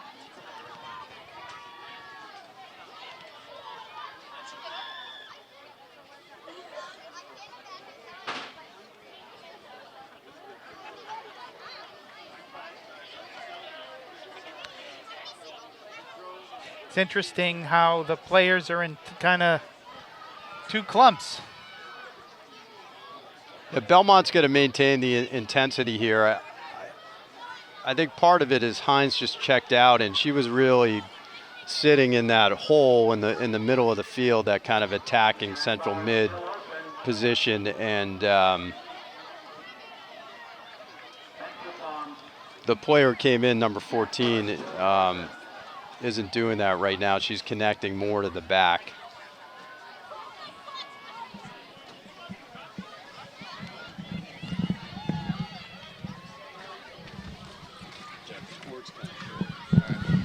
Score remains 1-0 Belmont.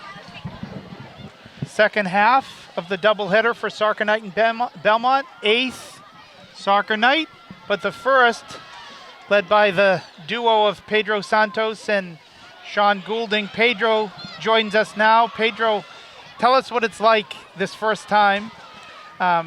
You've prepared well by talking with Rob and John, but you can never be prepared perfectly. It's gone great. You did a nice job holding off Tropical Storm Ophelia, or whatever level of Tropical Storm it is, so that we can have a relatively good night tonight. How do you think it's going? Yeah, so far so good. It's been quite exciting. We had a nice first boys match, and the girls match is shaping out to be quite an exciting match as well. We are lucky that the weather turned out because we did think it would be a little bit tougher weather-wise, but Anna Santos with the shot. I'm hoping that she scores while you're on the air with us, Pedro. You can call it if she does. You can do the honors with that. It's quite a bit of fun to be out here watching these girls. I've had the benefit of coaching many of these girls on the soccer field, so it's quite fun to see them, playing in a high school varsity soccer match. And doing it at Soccer Night in Belmont. So very, very excited for this night, for these girls, and everything that brings to them.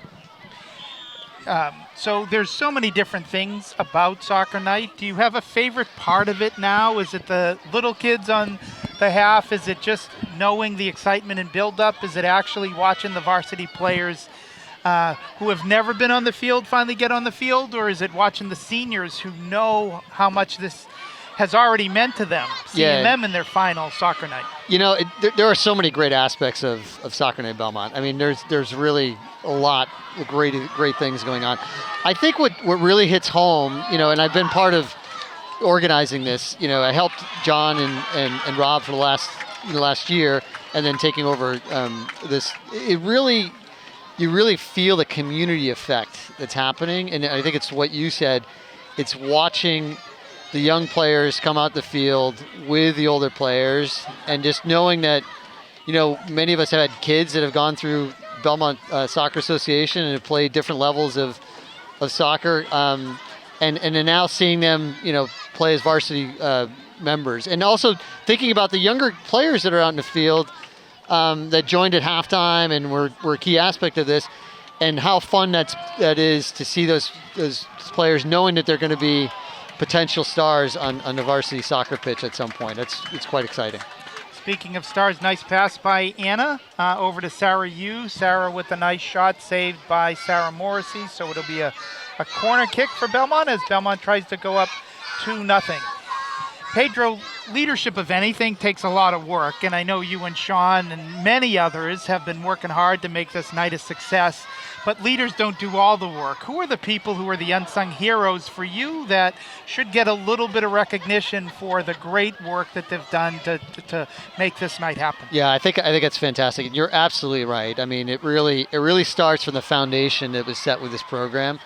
I think Rob Gray and John Carson deserve a tremendous amount of credit for this soccer night and any soccer night going forward, because they've laid a tremendous foundation for what this event is really all about, and that's just fantastic.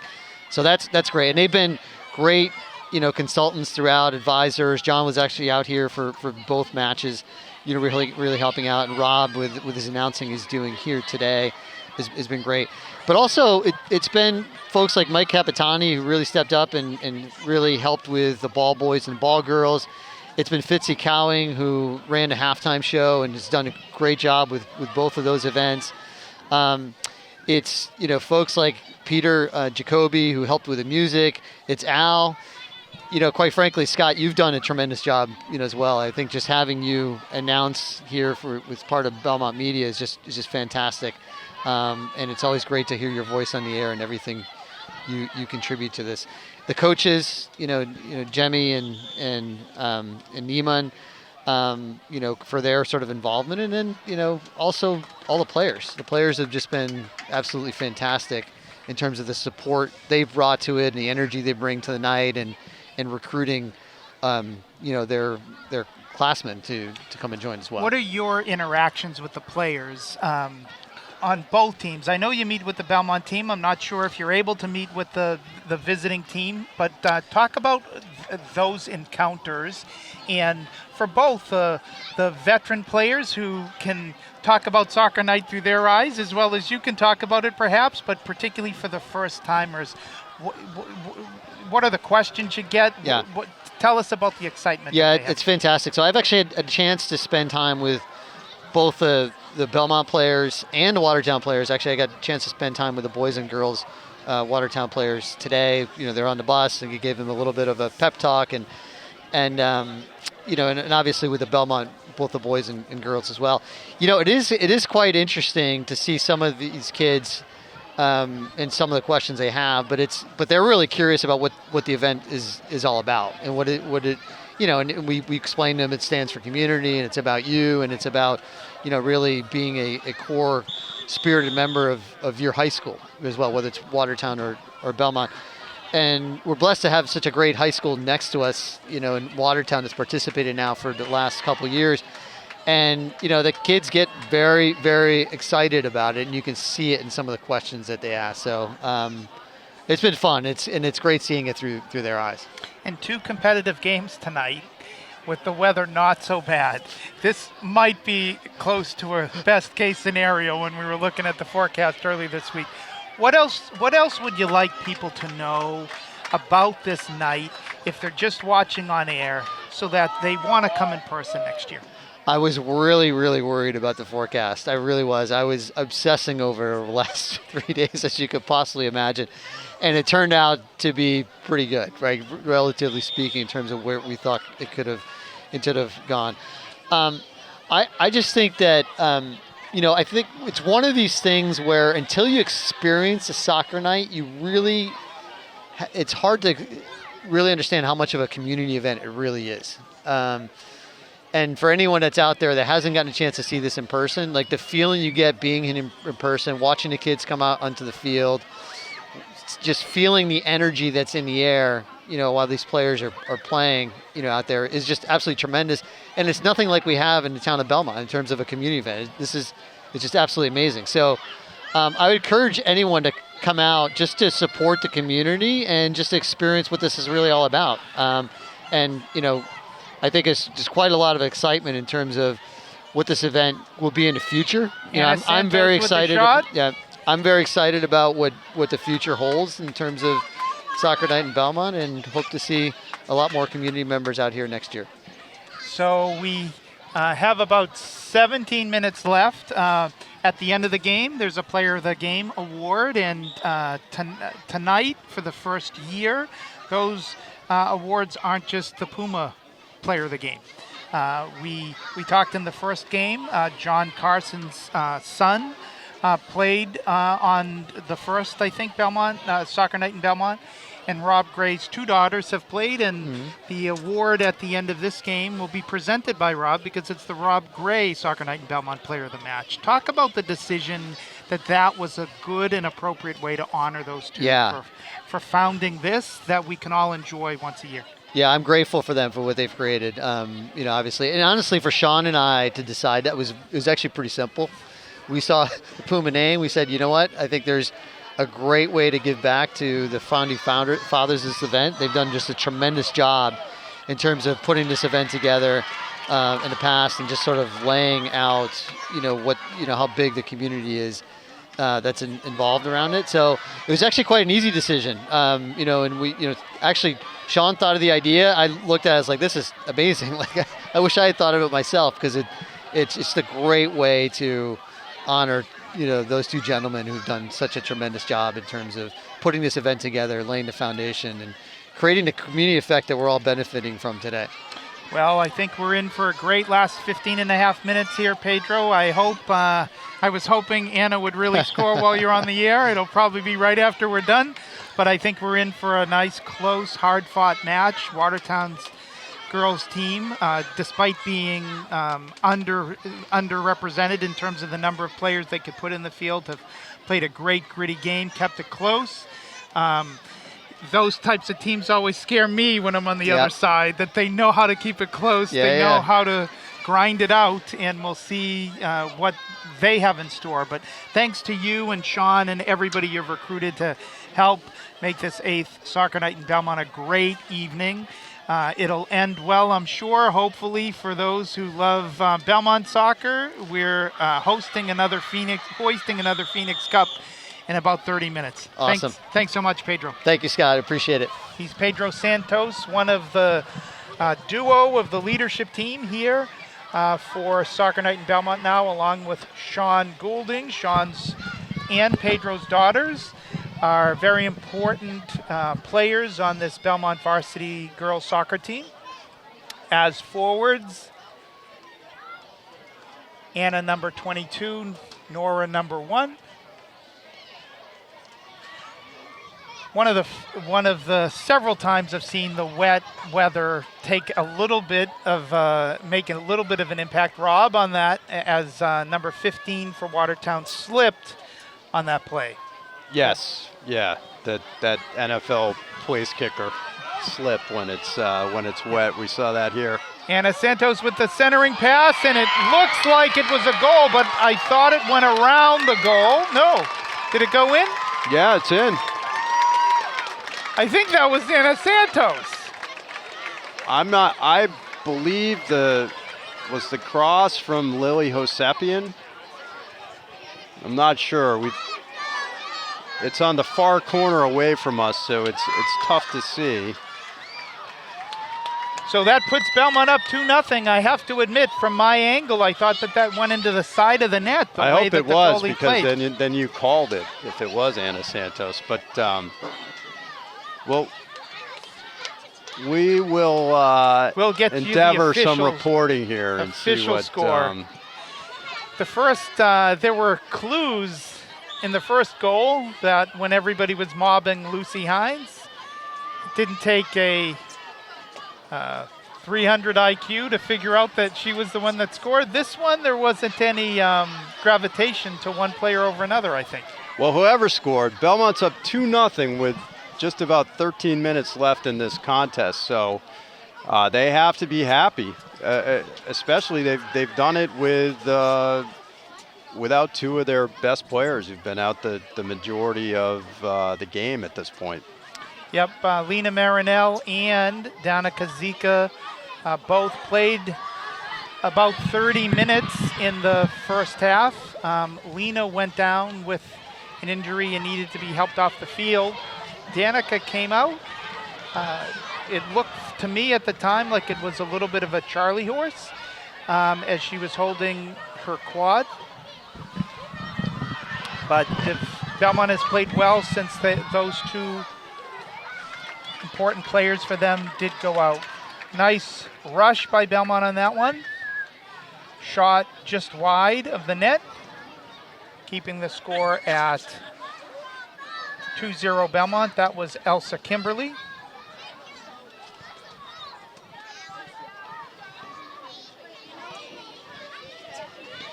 Still trying to get the official decision on the goal. Not only your friendly broadcast team here, but also the PA. They're waiting to announce who scored that goal.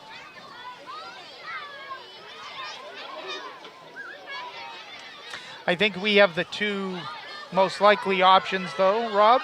It was either Anna Santos or Lily Hovsepian coming down the right.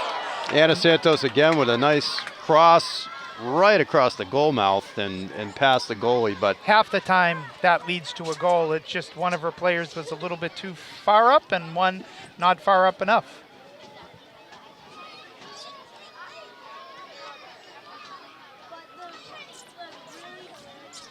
so after the half, I mean, this was looking like a 0-0 contest. Belmont just wasn't really getting a ton of quality shots, but the landscape really changed with new players coming into the game in the second half, and I have to give the forward line and the midfield line for Belmont a lot of credit for putting on the pressure. They have looked very quick out there. Here's another corner kick. Yep. Young players. I think Watertown, as hard as they're playing, they've left a lot of space in the middle of the field, and I think Belmont's speed has capitalized on that. Sarah Yu, many plays. Ana Santos, Nora Goulding, Elsa Kimberly. Ball in. Morrissey plays it out. Shot by Kimberly. Goes off a Watertown defender. Passed up, looking for number 17. Ashley Waters not able to connect. It'll be another corner kick for Belmont. Sarah Yu might be getting tired. She's taken several corner kicks. and been very active throughout the game. This is, by my count, Belmont's 5th of the second half, so they're getting a lot of pressure. Make it 6.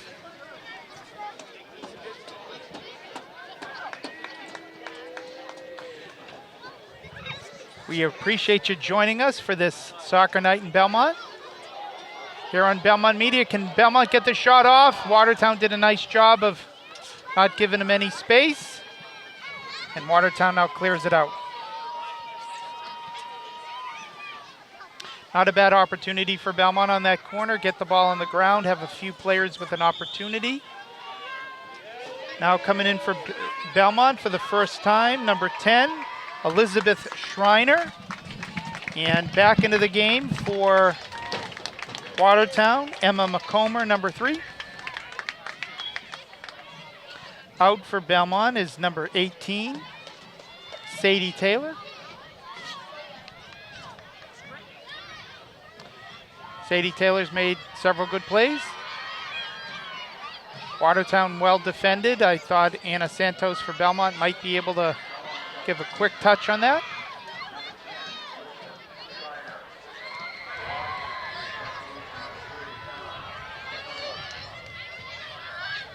Back to Ramadas.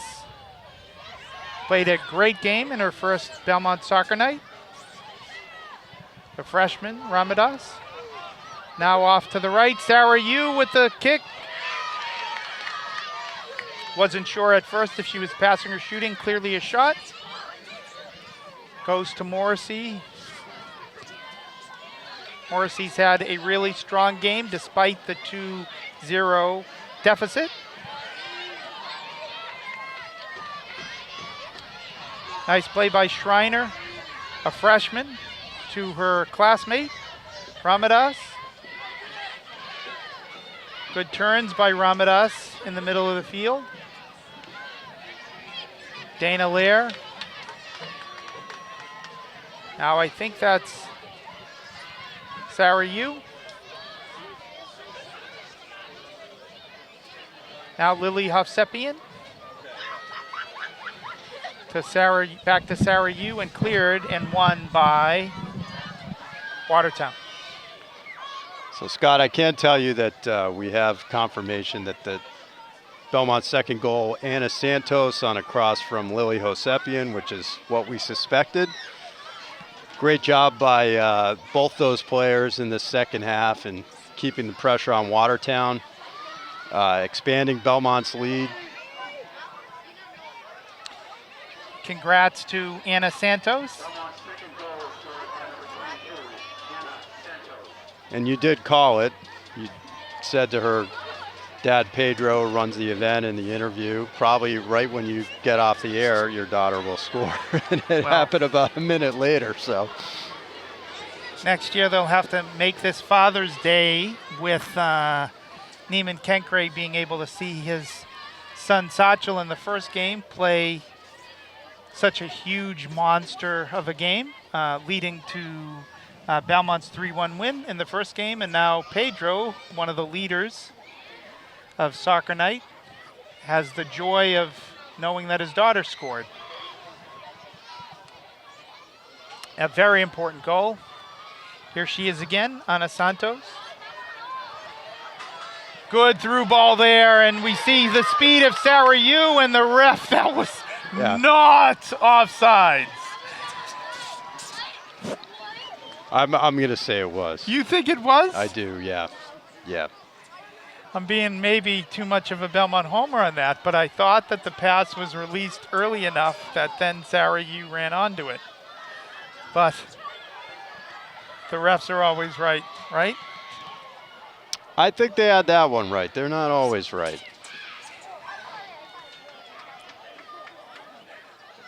Now back to Sarah Yu.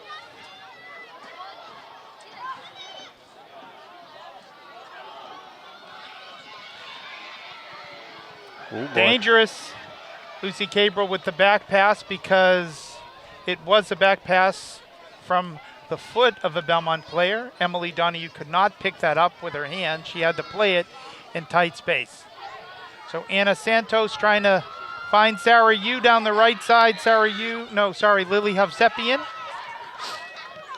Yeah, good ball. I mean, the seams have just blown wide open in the second half for Belmont. New trio of Belmont players in. Number 1, Nora Golden comes in. Number 8, Ruby Jones comes in. And I wasn't sure of the third. Number 15. Great. So number 15 is Farrah Harris, getting her first action, I believe, of the night. So we're under 5 minutes left in this contest. Belmont girls have a 2-0 lead, and Belmont's looking to have scored the double here on soccer night with a boys and a girls victory. Has that happened before, do you know? I'll have to get our research team on that. Because the boys had only won one previous game, the odds are not great that the night that they won it was also a girls' night, but you never know. Since the girls were, 4-1-2 prior to the night? Maybe it's true. Yes, the girls were 4-1-2.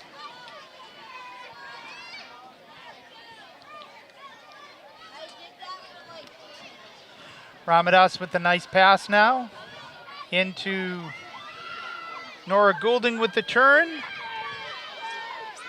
So our research staff has checked in, and it has happened once before that Belmont got the double on soccer night, the double W, in 2017. Boys won 2-0 and the girls won 2-1. So this is shaping up to where it looks like it's going to be the second time. Second time for rain, second time for a sweep for Belmont.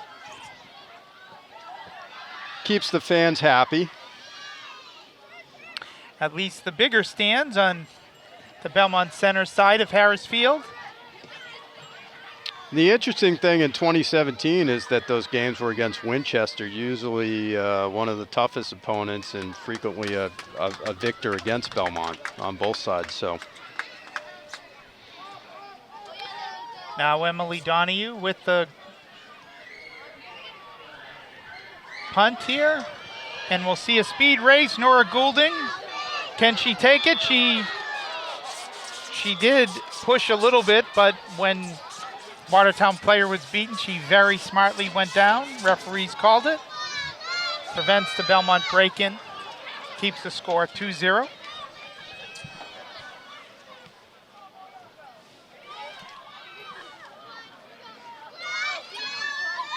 Coming up right after the game will be the presentation of the first Rob Gray player of the match. How does that make you feel, Rob? well, it's a nice gesture from the new heads of Soccer Night, Pedro and Sean, to honor John and I.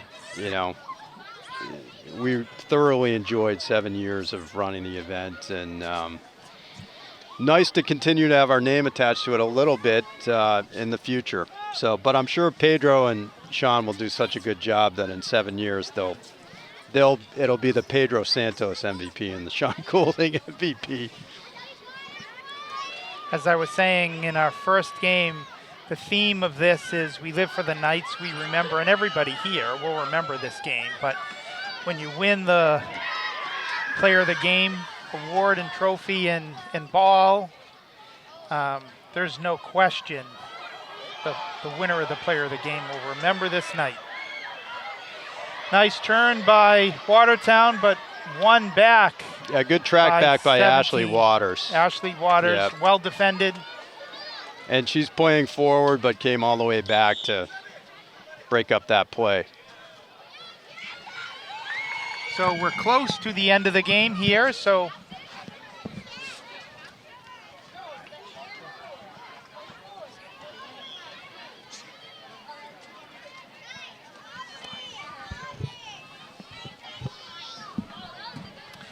we think the two candidates, maybe for some of the leading vote getters in the secret process for who gets named the Player of the Game. the 2 goal scorers played very well throughout the game. Some of the names that we've called the most also, Sarah Yu has played a really strong game. I would say for Watertown, where I would be surprised if a Watertown player would win, but Sarah Morrissey had a really strong game for them. Their goalie had more than a dozen or so saves. But Anna Santos has made a big contribution in the second half. So has Lucy Hines. This is Nora Goulding trying to get a shot off.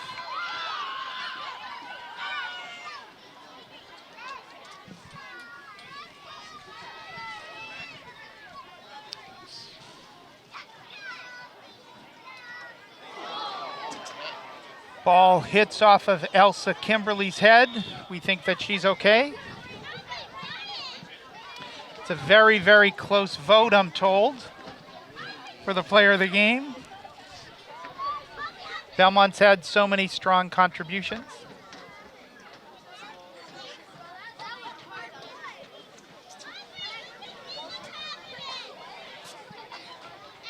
You've seen the trainer on the field a few too many times in this game, Scott.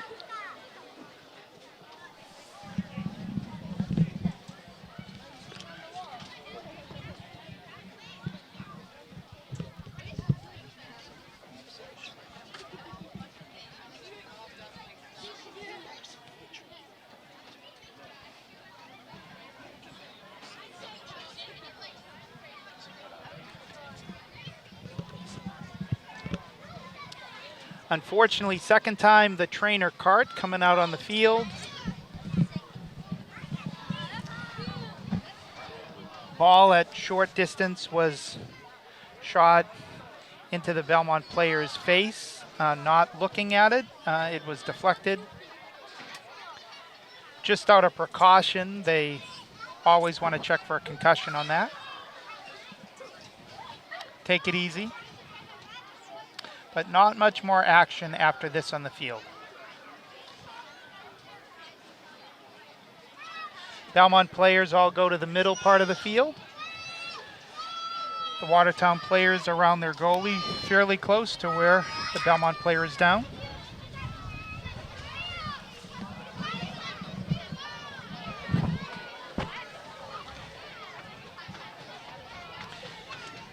So it's been a great 8th soccer night in Belmont.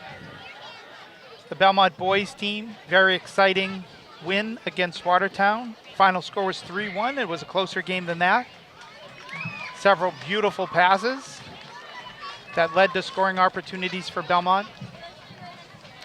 First goal was Daniel Liu. Second goal, also Daniel Liu off a great pass by Satchel Kenkre. Third goal, a really incredible shot by Satchel Kenkre to give Belmont the 3-1 final score. Here in the second half, after a scoreless first half, Lucy Hines won what we used to call when we coached an ugly goal. The ball was on the ground. It was a scrum in front of the goal after it went off the goalie's fingertips, and Lucy Hines drilled it in the back of the net. Just based on the celebration alone, her teammates were overjoyed not only to score, but that it was Lucy who scored. And then about 12 or so minutes after that, coming down the right side, Lily Hovsepian hit Anna Santos with a pass, and Anna was able to get it past Sarah Morrissey on a near side to end up where we are at right now, 2-0 Belmont. There's not too much time left.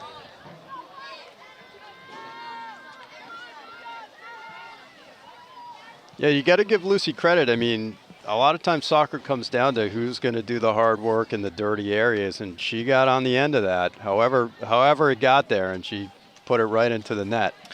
And with a 0-0 at a 0-0 game, it's somebody who just wants to get that ball more than every other player on that field is the one that's able to get it in.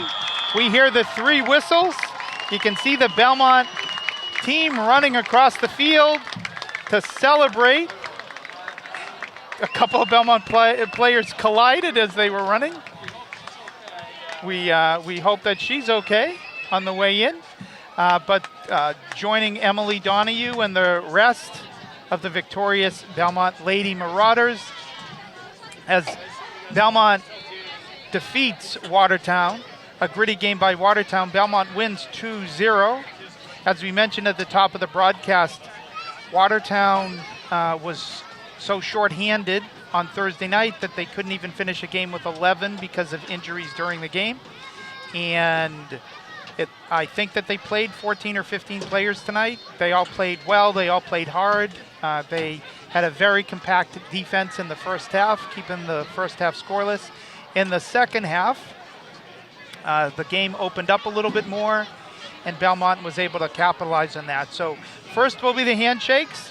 Then I anticipate it will be the presentation of the player of the game. I think I would anticipate it would go to a Belmont player with their victory 2-0. Some of the players I'm sure under consideration, the 2 goal scorers, Lucy Hines and Anna Santos, probably Sarah Yu, maybe Madhavi Ramadas, who played very well in the midfield.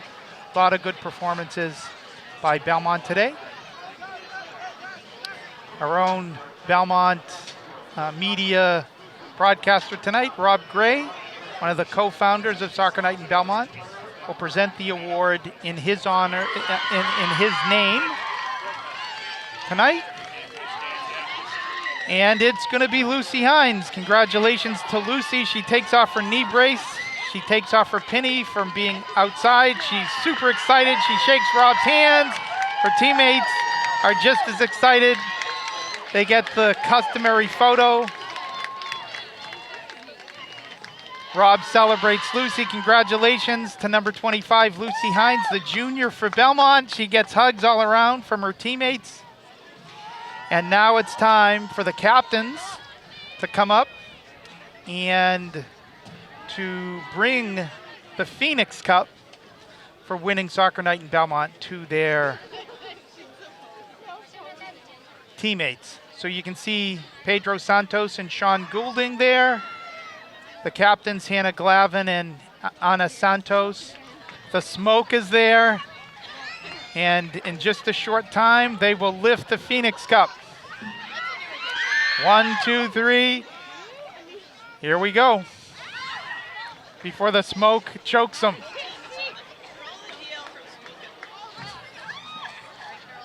Something doesn't look safe about that. Can we even see the players?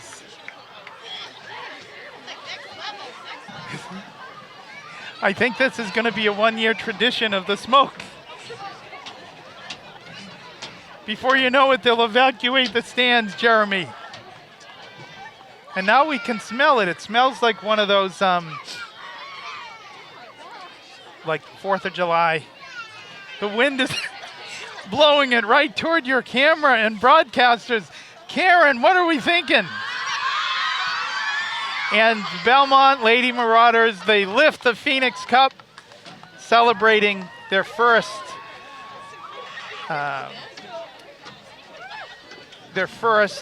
since the Pedro Santos and Sean Goulding team took over Soccer Night in Belmont.